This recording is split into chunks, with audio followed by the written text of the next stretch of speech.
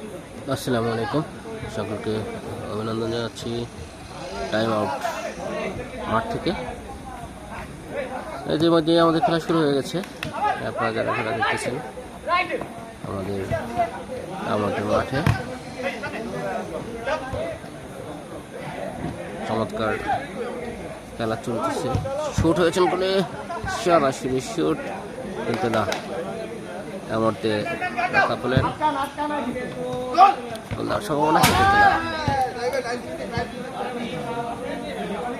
কিন্তু মিস করলেন। টনিমের পায়ে বল, তো আস্তে আস্তে সামনের দিকে যাচ্ছেন, দেখে কি করেন। শট হচ্ছে, গোলার সম্ভাবনা এখনো আছে, কিন্তু না।